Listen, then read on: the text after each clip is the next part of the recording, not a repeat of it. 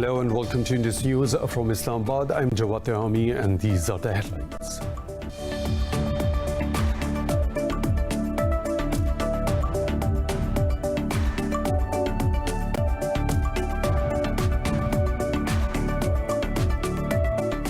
Chinese Foreign Minister Wang Yi says Beijing opposes India's unilateral actions in occupied Jammu and Kashmir.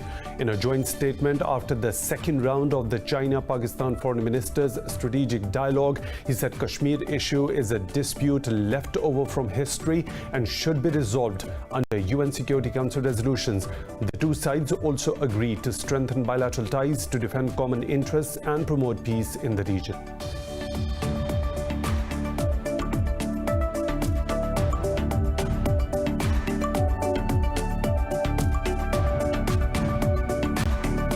In Libya, the UN-backed government and the rival Eastern-based parliament have announced a countrywide ceasefire. In a statement, the government of National Accord urged demilitarization of the contested strategic city of Sarat and the Al Jufra district. Speaker of the pro-Haftar parliament, Aguila Saleh, also issued a statement appealing for an end to hostilities across the country. Both the sides called for parliamentary and presidential elections to be held in March next year.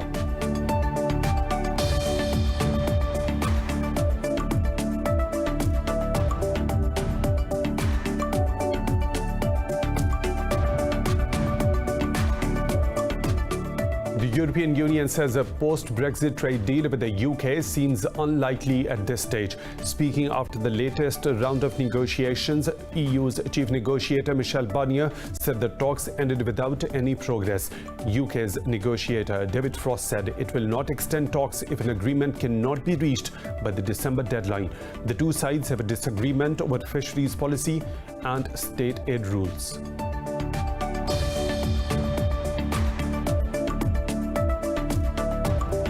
Brazil has reported 1,204 deaths and over 45,000 COVID-19 cases in the past 24 hours. In the US, 1,055 people died overnight, raising the toll to over 174,000 with more than 5.5 million infections. India has recorded 983 deaths in the last 24 hours, increasing the tally to nearly 55,000 with over 2.9 million cases. Meanwhile, in Pakistan, 10 more people lost their lives to the virus, taking the count to 6,219 with over 291,000 confirmed cases. Globally, the virus has claimed more than 794,000 lives while infecting over 22.7 million people.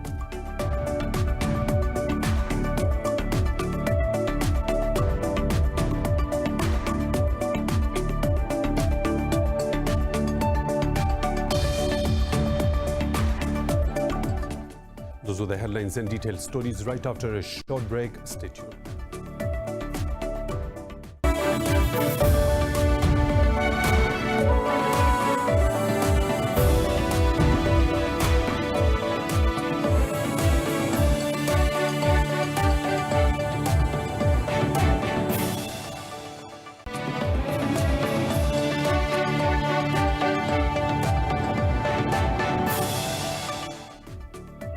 Welcome back. Chinese Foreign Minister Wang Yi says Beijing opposes India's unilateral actions in occupied Jammu and Kashmir. In a joint statement after the second round of China-Pakistan Foreign Ministers' strategic dialogue in Henan, he said Kashmir issue is a dispute left over from history and should be resolved under UN Security Council resolutions. Pakistan's Foreign Minister Shah Mahmood Qureshi apprised his counterpart of the human rights situation in occupied Kashmir. The two foreign ministers also expressed satisfaction over the advancement in the China-Pakistan economic corridor. They also agreed to take measures to defend common interests and promote peace in the region. The Chinese foreign minister also hailed Pakistan's role for peace in Afghanistan. The European Union says a post-Brexit trade deal with the UK seems unlikely at this stage. Speaking after the latest round of negotiations, EU's chief negotiator Michel Barnier said the talks ended without any progress. UK's negotiator David Frost said it will not extend talks if an agreement cannot be reached by the December deadline. The two sides have a disagreement over fisheries policy and state aid rules. The transition period ends on the 31st of December. If a deal has not been secured by then, the UK would have to trade with the EU on World Trade Organization terms. This means most UK goods would be subject to tariffs until a free trade deal was ready to be brought in. In Libya, the UN-backed government and the rival Eastern-based parliament have announced a countrywide ceasefire. In a statement, the government of National Accord urged demilitarization of the contested strategic city of Sirte and the Al Jufra district. Speaker of the pro-Haftar parliament, Gwaila Saleh, also issued a statement appealing for an end to hostilities across the country. Both the sides called for the parliamentary and presidential elections to be held in March next year. Egyptian President Abdel Fattah al-Sisi and the UN support mission hailed the ceasefire calls by Libyan warring parties. The mission also called for the expulsion of all the foreign forces and the mercenaries from Libya. Libya was plunged into chaos when a NATO-backed uprising in 2011 toppled longtime ruler Muammar Gaddafi. The country has since split between rival East and West-based administrations, each backed by armed groups and foreign governments. Israel's warplanes have attacked Gaza Strip for a 10th consecutive night. Israeli Defense Ministry says it struck Hamas's infrastructure and a military compound in retaliation for explosive balloons and rocket attacks. The ministry said the targeted infrastructure was used to construct tunnels. No casualties have been reported from the raids so far. Tensions have been rising for over a week now. Israel also closed the Karim Abu Salim goods crossing with the Gaza Strip. In a related development, the United Arab Emirates says several other Arab countries are on their way to normalize relations with Israel. In a virtual interview, Minister of State for Foreign Affairs Anwar Gargash said the region needs a strategic breakthrough. He said Abu Dhabi's relationship with Tel Aviv will bring a warm peace as the country has never fought any wars with Israel. Gargash also said UAE's embassy in Israel will be in Tel Aviv and not in Jerusalem. Israel considers Jerusalem its undivided capital, but the Palestinians see the eastern part as the capital of their future state. UAE signed a peace deal with Israel last week, becoming the third Arab nation to do so after Egypt and Jordan.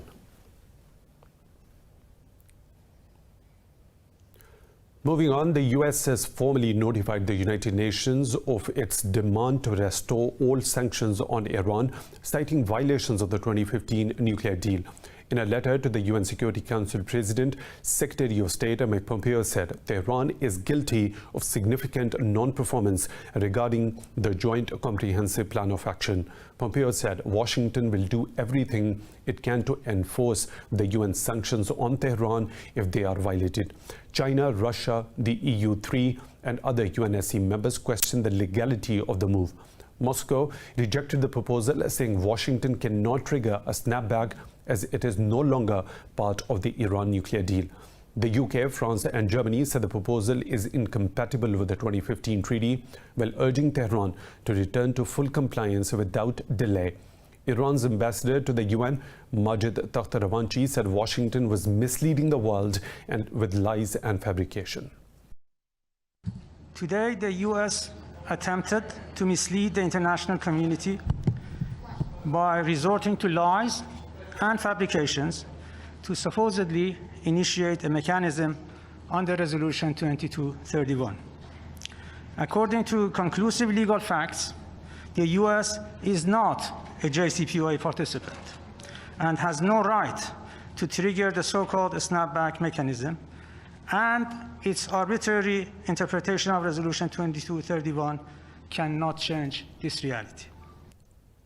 The US has reaffirmed its commitment to withdraw forces from Iraq within 3 years. In a meeting with the Iraqi Prime Minister Mustafa al-Kadhimi in Washington, President Donald Trump said US forces have significantly withdrawn from Iraq. Iraq's state media said Trump stressed the need to respect the sovereignty and territorial integrity of the country, while a White House statement said Trump agreed that ISIS was destroyed due to the combined efforts of the US-led coalition and the Iraqi security forces. It said Iraq and the US should work closely to ensure that ISIS is rendered incapable of posing a threat again. The statement said COVID-19 pandemic has further highlighted the importance of working together to build a prosperous and stable Iraq.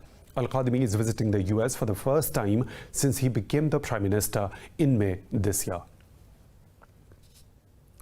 Turkey says it has killed 5 militants of the Kurdistan Workers' Party in airstrikes in northern Iraq. The Defense Ministry said so far 107 fighters have been killed in Operation Claw Tiger, backed by air power. The ministry said Turkey will continue to destroy weapon caches and shelters used by the terrorists. State media said militants often use northern Iraq to plan cross-border terrorist attacks in Turkey. Turkey holds the PKK responsible for the deaths of some 40,000 people in a 30-year conflict. Pakistan has once again expressed solidarity with the Kashmiris who have sacrificed over 100,000 lives due to brutalities of Indian occupation forces. In a statement on the occasion of International Day of Remembrance and Tribute to the Victims of Terrorism, Foreign Minister Shah Mahmood Qureshi said, "We must remember and respect the Kashmiri victims of worst form of Indian state terrorism." Qureshi said since 1990, India's occupation army has orphaned 108,000 children and molested more than 11,000 women. He said Indian state terrorism has intensified since a military siege of 8 million Kashmiris on 5th of August last year. India injects yet another barbaric poison in the serene veins of the illegally occupied Kashmir. In its malicious bid to enforce demographic shift, New Delhi has issued 37,000 domicile certificates across the Udhampur district so far.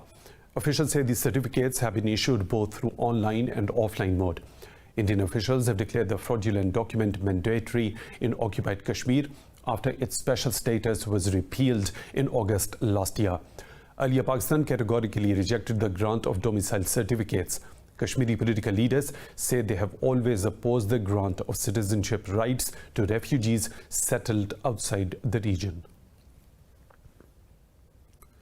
Moreover, India has witnessed an abrupt surge in COVID-19 cases as the country's caseload crossed 2.9 million. The Health Ministry says nearly 69,000 infections were reported in a day across the country. The ministry says 983 people lost their lives overnight, bringing the death count to nearly 55,000. The ministry said there are over 692,000 active cases in the country. It said the state of Maharashtra is the first affected, making up more than 37% of the country's cases. India remains the third worst hit country from the coronavirus pandemic after the US and Brazil. Brazil has reported 1,204 deaths and over 45,000 COVID-19 cases in the past 24 hours. In the US, 1,055 people died overnight, raising the toll to over 174,000 with more than 5.5 million infections. Now, globally, the virus has claimed more than 793,000 lives while infecting over 22.6 million people. More in this report. The coronavirus pandemic continues to wreak havoc across the globe as governments scramble to secure vaccine deals. Latin America's combined death toll has crossed 250,000, while Mexico is set to receive 2,000 doses of the Russian vaccine to test among its population. Although Brazil's infection tally has exceeded 3.5 million, health experts claim the infection spread is slowing down in the country. For the first time since April, the transmission rate of COVID-19 is slowing down in Brazil. According to the data from the Epidemic Control Center at Imperial College, the rate of contagion in Brazil was 0.98, a number that indicates how many people an infected patient can spread the new coronavirus to. In Europe, the UK has removed Portugal from its quarantine list while adding Austria and Croatia. France has reported 4,711 cases overnight, a level last seen during the height of the epidemic in the country. Germany has also reported its highest daily toll since April with over 1,700 new cases. While in Australia, the second most populous state of Victoria has reported its lowest rise in fresh cases in 5 weeks. Meanwhile, New Zealand has put off the decision to ease restrictions in the biggest city of Auckland until next week. Auckland has been at level 3 for 10 days now, and we did say we would check in on those settings today. As a cabinet, we have done that by looking at the latest information.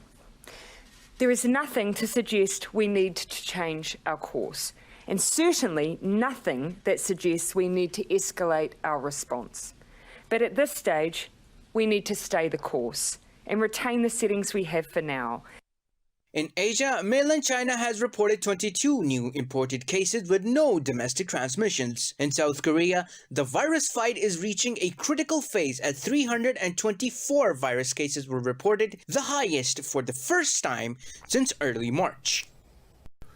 Meanwhile, in Pakistan, COVID-19 active cases have dropped to 11,790, while 10 people lost their lives overnight. The Health Ministry says 630 people tested positive in the last 24 hours. The country's death toll has risen to 6,219, while the total number of infections crossed 291,000.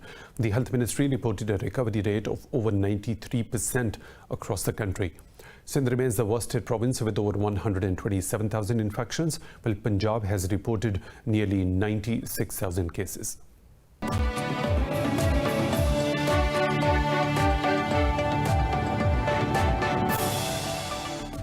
Welcome back. Former Vice President Joe Biden has accepted the nomination for the president on the final night of the virtual Democratic National Convention. In his speech, Biden said if elected, he will end the season of darkness. This report has the details. The fourth night of the Democratic National Convention in Milwaukee marked the highest point in Biden's political career.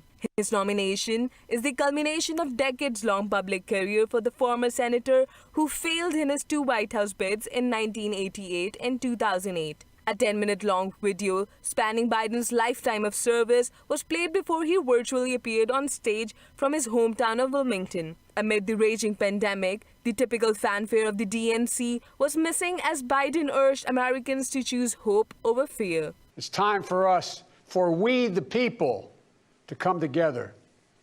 And make no mistake, united we can and will overcome this season of darkness in America.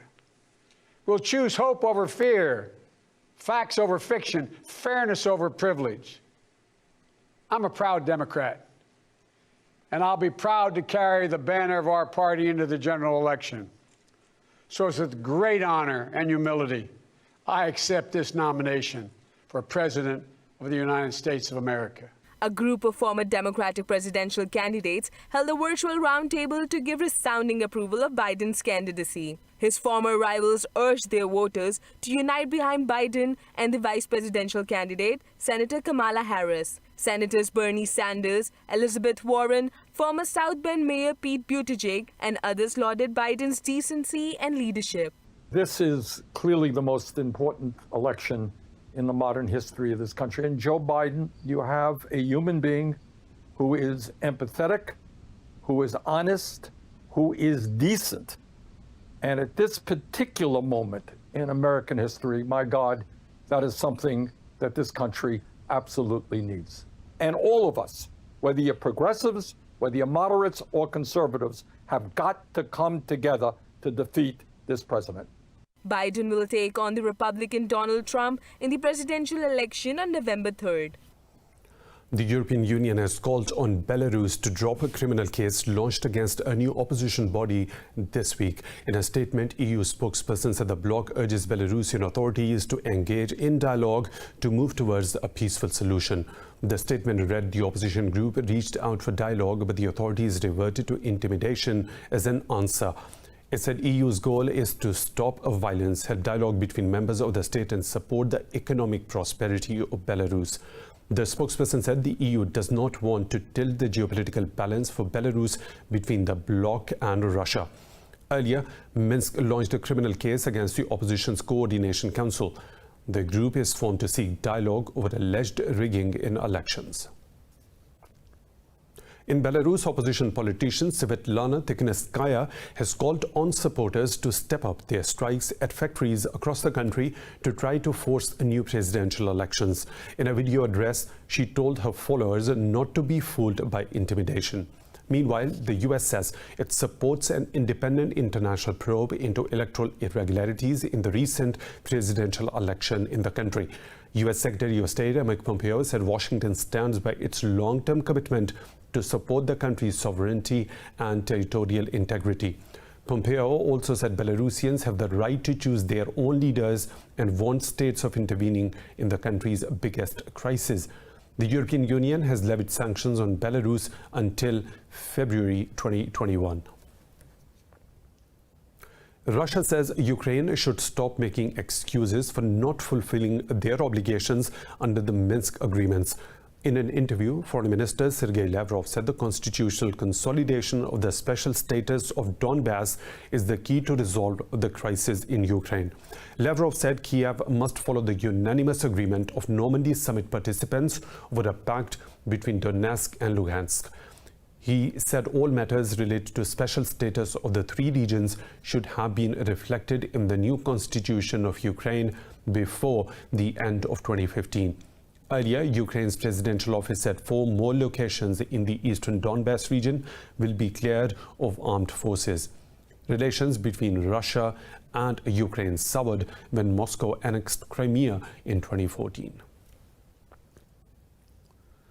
Doctors of a hospital in Siberia say they have found no traces of poison in tests carried out on Russian government critic Alexei Navalny. In a briefing, Deputy Chief of Omsk Emergency Hospital, Anatoly Klinichenko, said there are no traces of poison in blood and urine samples. Klinichenko said the hospital has a full diagnosis of Navalny's condition, but their details cannot be released yet. The announcement came shortly after allies of Navalny accused the Kremlin of thwarting his medical evacuation to Germany. Earlier, Navalny's spokeswoman Kyra Tarmish alleged he felt sick after drinking a cup of tea laced with poison. Yesterday, Navalny started feeling ill while returning to Moscow from the Siberian city of Tomsk. In Mali, the coup leaders say they will hold elections in a reasonable time, promising to respect the international agreements in the fight against militants. This comes as the opposition-backed military junta said the detained president Ibrahim Boubacar Keïta is safer in their hands for now. Coup leaders said a transitional president will be appointed drawn from either the civilian population or the military. The opposition leaders say they will hold a rally in Bamako today to celebrate their victory. Leaders of the West African states say they will dispatch envoys to coup-stricken Mali to help secure the return of constitutional order. The opposition rejected ECOWAS stance on Mali despite UN Security Council and European Union also condemning the military's actions. Today there have been debates between the ECOWAS heads of state. You already know the results. They want to come, they will come, but we won't move. New Mali. We want a new Mali, and that is why tomorrow we are calling out on our people inside and outside Mali to come out massively. The World Health Organization and the UN Children's Agency have urged African governments to promote the safe reopening of schools during the pandemic. In a joint statement, the UN bodies said a prolonged closure of schools is harmful for the students and they want governments to invest in sanitation facilities. The two organizations said students are being exposed to poor nutrition, teen pregnancies and violence due to the suspension. WHO Regional Director Matshidiso Moeti said schools in Africa are a safe haven for children. Moeti said Africa cannot risk losing a generation in efforts to contain the virus. A survey says only 6 African countries have fully reopened schools so far, while some countries, including Kenya, have completely scrapped the 2020 academic year. In China's Sichuan province, continuous rainfall has caused 22 major rivers and 33 tributaries in Sichuan to exceed their flood warning levels. Swelling rivers have flooded some areas in the cities of Shangdu, Leshan, Yan, and Yibin. The Yangtze River has recorded a water level of 193 meters, about 8 meters beyond the safety level. The Ministry of Water Resources raised the river's emergency response for floods from level 3 to 2. Yichang's Three Gorges Reservoir is facing a record high inbound water flow since the reservoir was constructed in 2003. Authorities say the flow has already exceeded 75,000 cubic meters per second.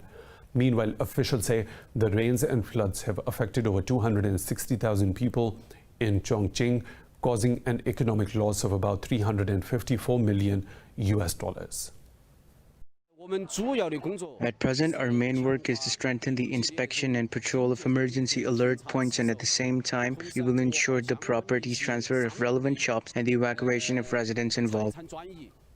In the US, dozens of wildfires raging throughout Northern California have claimed at least 5 lives and threatened tens of thousands of homes. Authorities said more than 30 civilians and firefighters have been injured by the uncontrolled blaze. At least 9 fires raced through hills and mountains in the North Bay's wine country, destroying more than 105 homes and other structures. Dozens of lightning-sparked wildfires are growing rapidly, forcing tens of thousands of people to evacuate homes in the San Francisco Bay Area. California has been hit by its worst lightning storms in nearly 2 decades. Governor Gavin Newsom has declared an emergency in the state and warned people to embrace for more hot weather conditions. 3 crew members on board the International Space Station will spend the next few days fixing an air leak in the vessel's Russian segment. In a joint statement, US NASA and Russia's airspace agency Roscosmos said the astronauts will also search for the source of the leak. It said the crew, comprising of NASA's Chris Cassidy and Russia's Ivan Vagina and Anatoly Ivashkin, will close the station's hatches.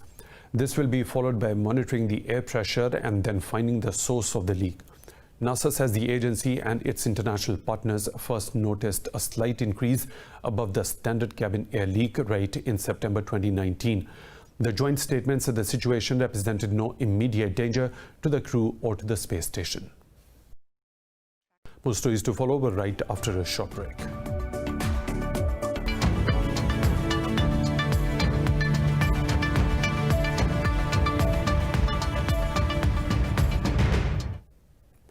The UK's total government debt has exceeded the £2 trillion mark for the first time in the country's history. The Office for the National Statistics said at the end of July, UK's total debt was over £2 trillion, up by nearly £230 billion from July last year. The jump is of 100.5% of the gross domestic product. The ONS said it is the first time it has been above 100% since 1960-61 financial year. The UK government borrowed £26.7 billion in July as tackling the coronavirus pandemic took its toll on the public finances. The figure was the 4th highest borrowing in any month since the records began in 1993. European stock markets have declined as the Eurozone recovery from the economic downturn hit the brakes in August. The pan-European stock 600 and Frankfurt's DAX traded marginally lower. The indices of London's FTSE and France's CAC 40 traded nearly 1% lower. Early Asian stocks rose following the release of mixed US economic data overnight.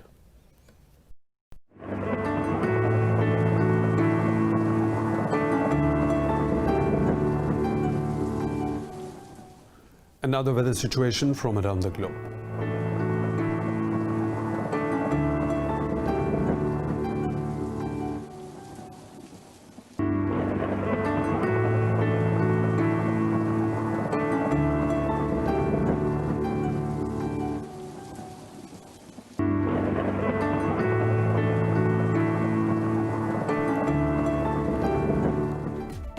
And that is all for now. For the latest updates, you can follow us on social media at Indus.News.